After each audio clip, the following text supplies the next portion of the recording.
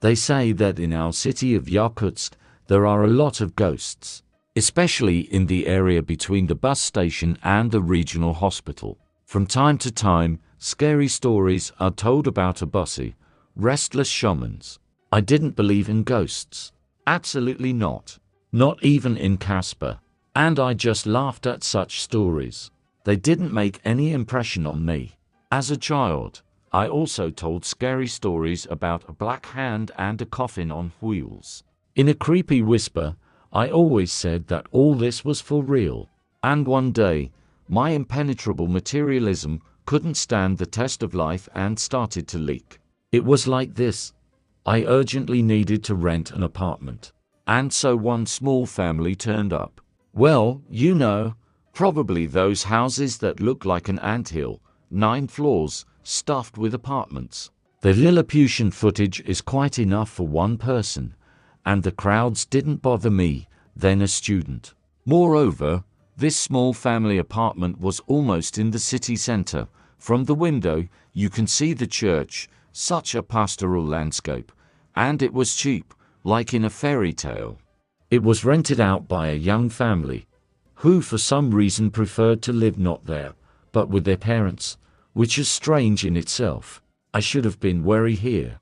Besides, I knew that that micro-district was built on an old cemetery, of which only that very church remained. But, carefree and contented, I moved into the apartment. The only property was a folding bed, a table and a couple of chairs. I settled in, painted a funny hair on the bathroom door with watercolors, hung curtains. In general, I tried to create coziness. One strange thing came to light. The apartment windows faced south. That is, in the summer it should be simply scorching. But in fact, even on the hottest day, it was cold, like in a crypt.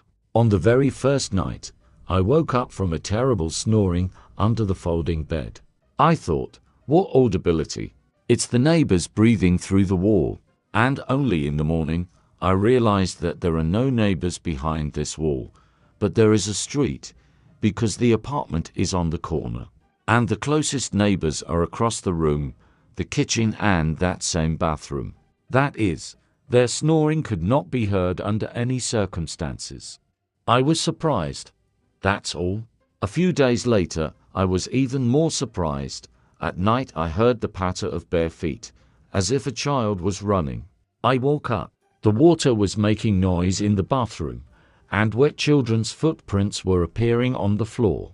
They appeared in a chain and immediately disappeared. To say that I was swollen is to say nothing. I could not think of any other explanations except that it was a dream. So I turned away and fell asleep. And in the evening, when the nights became dark by the end of summer, a real horror rolled in. For some inexplicable reason I became scared to the point of shivering. I began to sleep with the light on. Soon the light broke. I called electricians. They fixed the wiring. The next day it broke again. I called electricians again. Soon they were coming to me 5 times a week. I am not exaggerating. I was angry. What kind of craftsman are you? I say, can't you fix it once and for all? The wiring breaks in a different place every time. They make excuses. And then a friend of mine stayed with me for a week. After the first night, she said, "Yes, should I sprinkle the apartment with holy water or something?" The taps were opening and closing by themselves all night and the child was running around the apartment. It's scary. And how do you live here alone?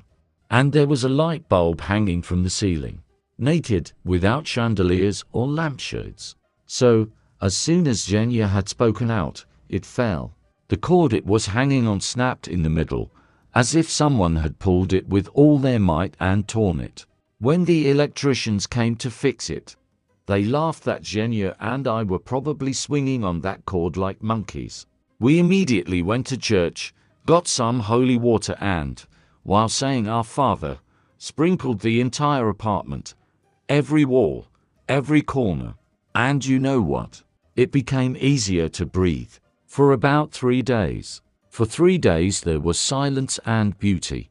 The light didn't break, the water didn't open, No one snorted or stomped around at night.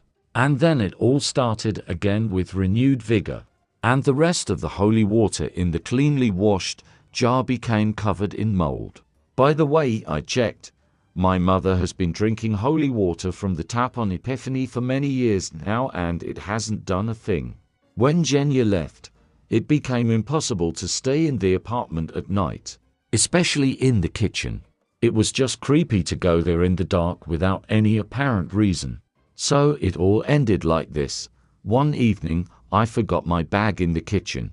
I didn't go there for it by nightfall. And in the morning, I found a print of a child's palm, missing one finger. The print couldn't be washed off by any fairies. I didn't spend the night there anymore. I quickly rented a room, moved my things, and gave the keys to the owners. By the way, they didn't even ask the reason why I was running away from their apartment so quickly.